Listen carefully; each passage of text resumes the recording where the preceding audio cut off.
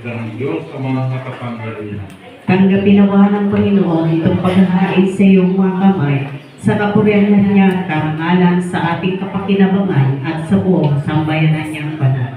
Ama namin nalikal sa pagganap namin ng banal na pagdiriwang upang ikaw ngayon aming paglingkuran, hinihiling namin naway mapakinabangan ang aming inihain sa iyong karangalan sa pamagitan ni Jesucristo, kasama ng Espiritu Santo, magpasawalang hanggan. Amen.